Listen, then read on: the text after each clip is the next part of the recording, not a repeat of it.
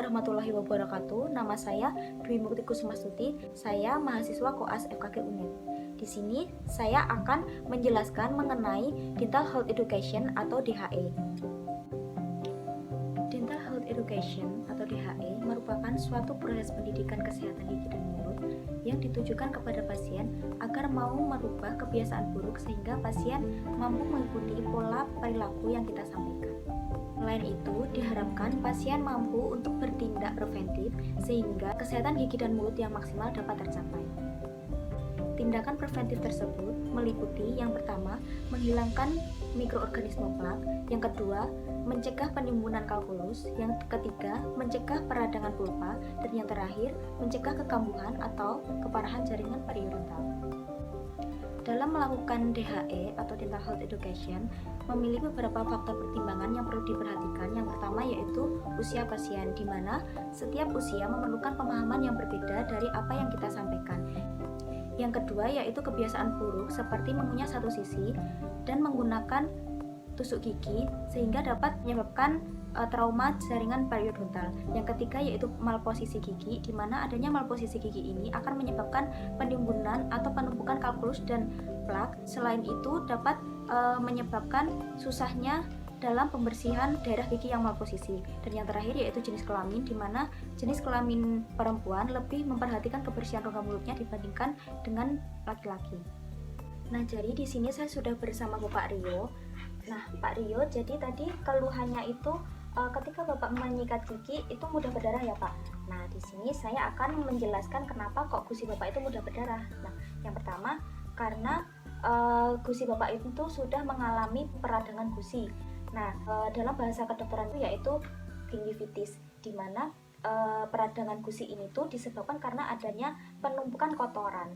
Nah, kotoran ini itu berisi bakteri, di mana bakteri ini akan mengeluarkan racun yang nantinya akan merusak dari gusi Bapak, sehingga gusi Bapak itu akan lebih mudah sensitif dan mudah berdarah.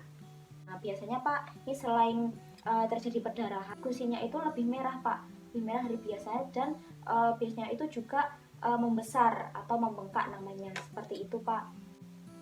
Nah Pak, jadi gimana caranya agar mencegah terjadinya peradangan pada gusi? Yang pertama itu namanya itu kontrol plak Pak, atau mengontrol kotoran-kotoran atau bakteri-bakteri yang menyebabkan kerusakan di gusi Bapak itu. Kenapa kok perlu dilakukan kontrol plak atau kontrol kotoran bakteri yang ada di rongga mulut Bapak itu? Karena fungsinya itu untuk mencegah terjadinya kekambuhan atau mencegah adanya keparahan dari peradangan yang sudah terjadi pada gusi Bapak itu tadi. Bagaimana caranya? Yang pertama yaitu berhubungan dengan pemilihan sikat gigi Pak, sikat gigi yang digunakan untuk menyikat gigi sehari-hari. Nah, saya mau tanya nih Pak, Bapak biasanya di rumah itu menggunakan sikat gigi yang seperti apa? Kan sikat gigi itu ada macam-macam tuh modelnya, ada yang bulunya itu lurus, ada yang bulunya itu zigzag. Nah, kalau Bapak memakainya yang apa Pak? Oh, lupa ya, nggak memperhatikan ya Pak. Nah, nanti kalau sampai rumah diperhatikan Pak, bentuknya apa dari bulu-bulunya itu seperti apa. Jadi yang lebih baik itu menggunakan yang bulunya itu yang zigzag Pak. Kenapa kok zigzag? Karena kalau bulunya zigzag dan lembut pada bulunya itu dapat mengangkat kotoran-kotoran yang ada di sela-sela giginya Pak. Kalau misalnya menggunakan yang lurus kan kadang tidak dapat mengangkat dari kotoran-kotoran yang ada di sela-sela gigi itu Pak. Nah, kalau misalnya menggunakan yang zigzag itu lebih mudah masuk ke dalam sela-sela giginya sehingga kotorannya itu dapat terangkat seperti itu. Kemudian Pak, selain itu juga diperhatikan itu pada bulu sikatnya. Kalau misalnya Bapak membeli sikat gigi itu kan kadang ada tulisan yang soft atau yang hard atau yang medium. Nah, kalau pada gusi Bapak itu kan mengalami peradangan yang mudah sensitif toh, ketika terkena rangsang kan sensitif mengeluarkan perdarahan. Nah, itu lebih baik menggunakan yang soft. Nah, selain itu juga sikat gigi itu harus diganti Pak setiap 3 bulan sekali. Jangan sampai kalau sikat giginya itu udah mekar gitu terus masih digunakan, itu jangan Pak. Kalau bisa itu setiap 3 bulan sekali itu udah diganti. Kenapa? Kalau misalnya menggunakan sikat gigi yang udah mekar kan sama saja nanti tidak membersihkan di sela-sela giginya atau tidak membersihkan secara baik pada gigi-giginya.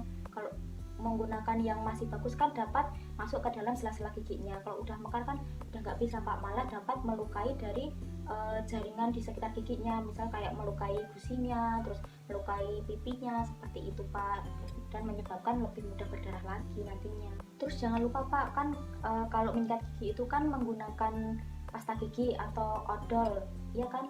Nah, odolnya itu juga bukan odol sembarangan Pak. Odolnya itu odol yang mengandung namanya itu fluoride Pak. Kenapa kok harus mengandung fluoride? Jadi fluoride itu dapat mencegah adanya penipisan pada gigi Bapak. Nah, kalau misalnya menggunakan pasta gigi atau odol yang berfluoride, gigi Bapak itu akan terjaga dari kerusakan gigi atau terjaga dari adanya karies gigi. Karies gigi itu Pak, gigi bolong. Nah, kalau menggunakan yang berfluoride itu dapat mencegah seperti itu Pak. Dan juga ini Pak, kan Bapak ini sudah mengalami keradangan pada gusinya. Nah, itu kalau bisa nanti kalau membeli pasta gigi atau odol itu yang ada kandungannya antimikroba Pak, atau antibakteri. Nah, nanti dilihat ya Pak di komposisinya itu, biasanya kan ada itu komposisinya itu kan banyak. Nah, nanti dicari yang mengandung antimikroba untuk mengurangi dari keradangan atau mencegah dari peradangan yang meluas pada gusi Bapak itu. Kalau boleh tahu Bapak biasanya kalau menyikat gigi itu seperti apa Pak? Oh, jadi bersemangat gitu ya, sampai bersemangat keras gitu ya, sampai bersih gitu ya. Nah, itu sebenarnya itu salah Pak, bukan seperti itu. Enggak, menyikat gigi itu enggak harus sampai keras-keras gitu Pak, tapi dengan cara yang benar itu saja sudah cukup untuk membersihkan dari sisa-sisa makanan atau sisa-sisa kotoran yang ada di rongga mulut Bapak. Nah, saya contohkan ya Pak bagaimana cara menyikat gigi yang benar. Jadi kalau menyikat gigi itu nggak usah terlalu keras Pak, nggak usah terlalu menekan atau bersemangat seperti itu, karena kalau misalnya terlalu keras itu dapat menyebabkan kerusakan pada gusinya atau menyebabkan kerusakan pada jaringan-jaringan di rongga mulutnya, misal dapat melukai gusinya, melukai pipinya seperti itu. Oh iya Pak, kalau boleh tahu biasanya Bapak menyikat giginya itu waktunya kapan? Oh, setiap mandi ya, berarti setiap pagi hari sama sore hari ya. Nah, kalau menyikat gigi yang tepat itu waktunya itu Pak sesudah makan dan juga sebelum tidur. Kenapa kok seperti itu? Karena ketika Bapak itu menyikatnya itu pagi hari, apalagi sebelum makan, kan setelah makan rongga mulutnya itu kotor lagi. Nah, sisa-sisa kotoran yang ada di rongga mulut itu kalau nggak dibersihkan dengan menggunakan sikat gigi, itu nanti akan terjadi penumpukan Pak, dan di situ akan terjadi penumpukan bakteri sehingga nanti menyebabkan keradangan pada gigi Bapak, bisa menyebabkan keradangan pada gusi Bapak seperti itu. Jadi kalau bisa menyikat giginya itu sesudah makan ya Pak ya, atau minimal kalau misalnya nggak sempat sikat gigi itu minimal berkumur-kumur agar sisa-sisa makanan yang ada di rongga mulut itu bisa keluar seperti itu. Kemudian kenapa kok sebelum tidur ya tadi ya, kenapa kok sebelum tidur, karena kalau misalnya sore hari kan Bapak sorenya itu masih makan lagi, jadi sudah sikat gigi tapi dipakai makan lagi, nah itu kan jadi kotor lagi di rongga mulutnya. Nah, selain itu kalau misalnya sebelum tidur Bapak itu belum sikat gigi, kan kotoran-kotoran atau bakteri-bakterinya nanti akan berkembang di rongga mulut, karena ketika malam hari itu cairan dari rongga mulut, jadi rongga mulut Bapak itu tuh ada namanya tuh saliva Pak. Saliva itu air ludah. Nah, air ludah ini tuh kalau misalnya malam hari atau waktu Bapak tidur itu akan berkurang. Padahal si air ludah ini tuh sebenarnya itu berfungsi Pak. Fungsinya itu untuk membersihkan gigi-gigi kita, gusi-gusi kita dari adanya kotoran-kotoran yang menumpuk, bakteri-bakteri yang menumpuk. Nah, fungsinya itu sebenarnya seperti itu, tapi karena malam hari itu dia itu fungsinya itu menurun atau ludahnya itu menurun, dan ketika Bapak tidak menyikat gigi dan terjadi penumpukan sisa kotoran makanan di dalam rongga mulut Bapak, nah makanya bakteri-bakterinya itu suka di dalam rongga mulut Bapak dan akan berkembang karena tidak adanya pembersihan dari air ludahnya itu tadi. Nah, jadi kalau bisa sebelum tidur itu Bapak harus menyikat gigi. Nah, bagaimana Pak? Mungkin ada yang ditanyakan?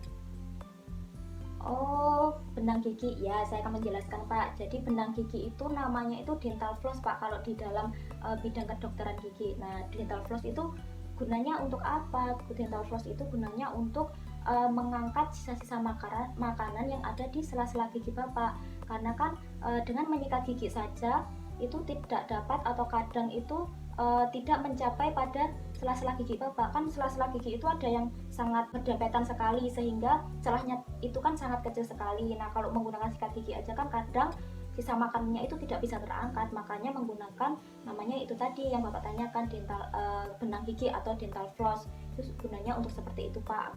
Oh ya Pak, jangan lupa kalau misalnya ini lagi sikat gigi gitu, kadang itu gusi-gusinya itu dipijat Pak, dipijat dengan bisa menggunakan jari, dipijat gitu di gusinya. Nah, itu fungsinya itu bisa memperlancar aliran darah yang ada di gusi Pak. Nah, kalau misalnya aliran darahnya itu lancar, maka gusi Bapak itu akan menjadi sehat seperti itu. Selain itu Bapak juga harus rajin kontrol ke dokter gigi Pak setiap 6 bulan sekali. Gunanya untuk apa? Gunanya untuk mengontrol gigi-gigi Bapak itu. Misalnya kalau misalnya gigi Bapak itu ada yang berlubang, itu bisa dikontrol oleh dokter gigi. Nah, nantinya kalau misal ada gigi yang berlubang dikit aja, itu akan dilakukan perawatan. Atau misalnya kalau bentuk dari gigi Bapak itu bisa menyebabkan gigi berlubang, itu nantinya akan juga dirawat untuk mencegah adanya gigi berlubang. Jadi Bapak harus rajin-rajin kontrol ke dokter gigi agar tidak terjadi kerusakan yang lebih parah seperti itu ya Pak ya. Nah, selain itu juga bisa menggunakan obat kumur nih Pak. Obat kumur ini kan mengandung antimikroba atau antibakteri yang bakterinya itu dapat menyebabkan kerusakan pada rongga mulut Bapak. Nah, Bapak itu dapat menggunakan obat kumur, tapi jangan terlalu sering Pak, bisa saja 1 minggu 2 kali seperti itu. Pokoknya jangan terlalu sering, karena kalau misalnya terlalu sering menggunakan obat kumur itu juga tidak baik atau tidak bagus. Lebih baik itu menyikat gigi dengan rajin dan juga menggunakan obat kumur ketika diperlukan itu. Mungkin ada pertanyaan dulu Pak. Waktu diperlukannya obat kumur. Nah, maksud saya waktu diperlukannya obat kumur itu ketika misalnya ini di dalam rongga mulut Bapak itu ada luka, dan ketika kalau misalnya Bapak melakukan sikat gigi itu sakit banget di bagian rongga mulutnya. Nah, itu kan karena tidak bisa melakukan sikat gigi, padahal di dalam rongga mulut itu kan harus tetap bersih, harus dibersihkan. Nah, itu bisa digantikan menggunakan obat kumur itu. Karena kalau misalnya menggunakan obat kumur terlalu sering, itu nanti juga akan mengganggu dari keseimbangan rongga mulut kita. Jadi penggunaannya itu tidak usah setiap hari seperti itu ya Pak ya.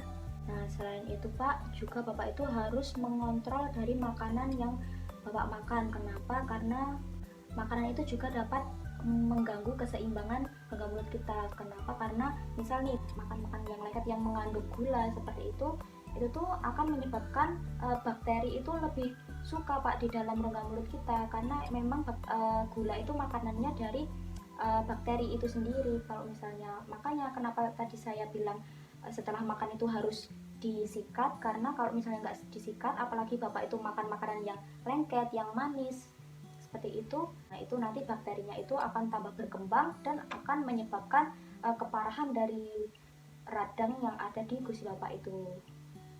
Nah, lebih baik itu diperbanyak, misalnya nih makan makanan yang sehat kayak seperti buah-buahan, sayur-sayuran seperti itu. Nah, itu membantu juga pembersihan dari rongga mulut kita itu sendiri seperti itu Pak.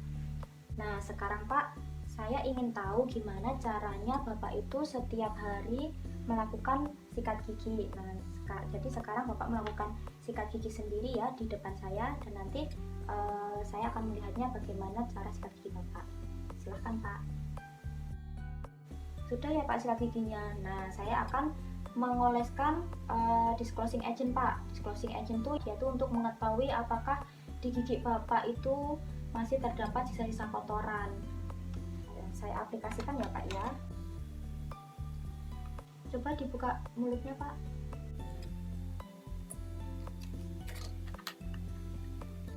Nah, coba dilihat Pak, di gigi Bapak itu warnanya apa? Ya merah kan ya. Nah, adanya warna merah di gigi Bapak itu menandakan adanya kotoran yang masih berada di dalam gigi Bapak. Nah, padahal tadi kan Bapak sudah menyikat gigi, yang tadi Bapak sudah jelaskan dengan sikat gigi yang bersemangat tadi kan ya. Nah, itu merupakan cara sikat gigi yang salah, walaupun bersemangat, keras. Nah, itu bukan jaminan untuk menjadikan gigi Bapak itu bersih, tapi malah salah. Nah, buktinya itu terdapat warna merah di gigi Bapak. Nah, di sini saya akan mencontohkan bagaimana cara menyikat gigi yang benar ya Pak ya. Nah, jadi yang pertama itu untuk gigi depannya dulu Pak. Nah, jadi sikat gigi yang tadi sudah diberikan odol yang mengandung fluoride yang tadi sudah saya jelaskan Pak, itu ditempelkan di daerah antara gusi dan gigi. Jadi contohnya seperti ini Pak, kemudian digerakkan sampai membentuk sedikit getaran atau sedikit vibrator namanya Pak. Tapi nggak usah terlalu keras ya Pak ya. Seperti ini. Kemudian di gigi bawahnya juga di antara gusi dan giginya. Seperti ini agar sisa-sisa makanan yang ada di antara gusi dan gigi itu dapat terangkat Pak. Setelah itu dilakukan penyikatan dari gusi ke gigi, dari arah gusi ke gigi. Nah, jadi kalau untuk yang gigi atas itu dari atas ke bawah Pak, seperti ini. Ditempelkan pada gusinya dulu, terus dilakukan penyikatan ke bawah, ke arah giginya. Kalau yang bawah sama, arahnya ke atas, dari gusinya dulu, terus ke arah giginya, biar terangkat kotorannya.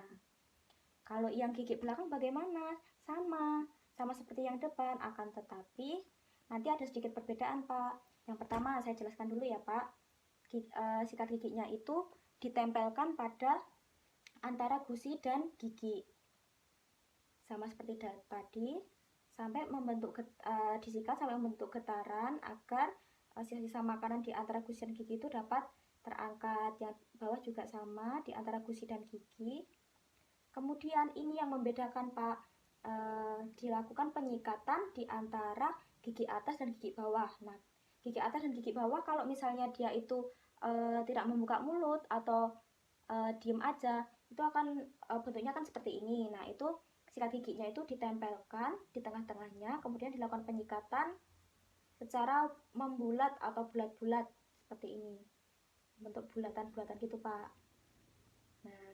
Nah, yang terakhir itu sama seperti yang gigi depan tadi, dilakukan penyikatan dari arah gusi ke gigi. Nah, seperti ini.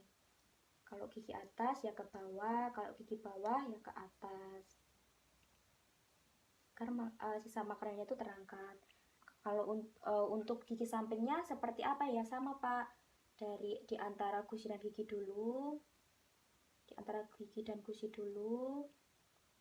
kemudian di tengah-tengah yaitu antara gigi atas dan gigi bawah dengan cara membulat-bulat, kemudian dari arah gusi ke gigi seperti ini. Nah, untuk gigi dalamnya sama Pak, dibuka dulu mulutnya, kemudian dengan cara mencongkel Pak, namanya Pak. Jadi seperti ini. Nih, dicongkel agar sisa kotoran yang ada di dalam di gigi bagian dalam ini terangkat. Kemudian yang bawah juga Pak, dilakukan pencongkelan. Lebih baik dilakukan pada gigi atas dulu ya Pak, agar kotorannya itu turun ke bawah, kemudian baru dilakukan pembersihan di gigi bawah. Setelah itu pada permukaan giginya ini juga dilakukan pembersihan Pak. Dengan caranya itu sikatnya itu ditempelkan di permukaan giginya seperti ini, kemudian digosok-gosok maju mundur, digosok-gosok maju mundur, dan di bawah juga sama, digosok-gosok maju mundur pada gigi belakang ya Pak ya, karena di gigi belakang ini kan bentuknya itu gede-gede dan di permukaannya tuh bulat-bulat gini kan, berbeda dengan gigi yang bawah. Nah, jangan lupa lidahnya itu juga disikat Pak, agar lidahnya itu bersih dan terhindar dari bakteri-bakteri yang menempel. Nah, caranya itu biasanya kan di belakang sikat gigi ini tuh ada itu loh Pak, ada sikat gigi yang bentuknya itu ada garis-garisnya gitu. Nah, itu bisa dilakukan untuk menyikat di daerah lidahnya. Nah, yang terakhir jangan lupa untuk berkumur. Seperti itu, Pak. Nah, kan saya sudah menyampaikan ini, Pak. Nanti Bapak bisa untuk melakukan sikat gigi sendiri seperti yang sudah saya contohkan. Jangan seperti yang Bapak lakukan setiap hari itu kan salah. Nah, lakukan seperti ini ya, Pak. Nanti saya akan lihat bagaimana, apakah sudah benar atau tidak, seperti itu. Silahkan, Pak. Nah, sudah dilakukan sikat gigi ya, Pak. Tadi caranya sudah benar, sudah seperti yang saya sampaikan. Dan sekarang saya akan mengaplikasikan atau memberi kembali di daerah gigi Bapak ini dengan disclosing agent yang merah-merah tadi loh, Pak, untuk mengetahui apakah di daerah gigi Bapak itu sudah bersih. Nah, saya akan mengaplikasikan ya, Pak, ke mulut. Nah, jadi seperti ini, Pak. Coba dilihat, ini giginya masih ada merah-merahnya enggak? Sudah berkurang kan? Sudah tidak ada tuh, udah bersih. Nah, artinya itu kalau tidak ada merah-merahnya itu di dalam di dalam rongga mulut Bapak itu giginya itu sudah bersih, yang artinya cara menyikat gigi Bapaknya tadi udah benar. Nah, nanti dilakukan setiap hari ya, Pak. Setiap hari setelah makan dan juga sebelum tidur. Nah, Pak, yang terakhir nih, saya akan mempraktekkan cara penggunaan dental floss seperti yang tadi Bapak tanyakan kepada saya. Nah, jadi dental flossnya atau benang yang bentuknya itu seperti benang itu seperti ini, Pak. Jadi seperti ini. Nah, ini tuh caranya digunakan di sela-sela gigi. Dimana di sela-sela gigi ini, Pak, ini biasanya kan ada penumpukan sisa-sisa makanan nih yang biasanya tuh kalau menyikat gigi aja tuh susah untuk dikeluarkan, sehingga dibutuhkan dental floss seperti ini atau benang gigi seperti ini. Caranya itu dimasukkan nih, Pak, ke dalam sela-sela giginya, kemudian diangkat ke atas. Sama, dimasukkan, diangkat ke atas, masukkan lagi, diangkat ke atas, masukkan lagi, diangkat ke atas, sehingga sisa makanannya itu dapat terangkat. Seperti itu, Pak. Nah, bagaimana, Pak? Enak kan kalau misalnya giginya itu udah bersih, kan Bapak juga rasanya nyaman, seperti itu kan ya? Nah, kira-kira Bapak mengerti nggak dari semua yang saya sampaikan seperti ini? Kalau misalnya kurang mengerti, boleh ditanyakan lagi. Terima kasih Bapak, semoga bermanfaat dan semoga keradangan di gusinya itu semoga cepat sembuh. Jangan lupa nanti 1 minggu kontrol lagi ya, Pak, untuk mengetahui apakah gusi Bapak itu masih mengalami keparahan radangnya. Itu ya. Terima kasih ya, Pak ya. Semoga bermanfaat. Sama-sama. Sekian yang dapat saya sampaikan, semoga bermanfaat. Wassalamualaikum warahmatullahi wabarakatuh.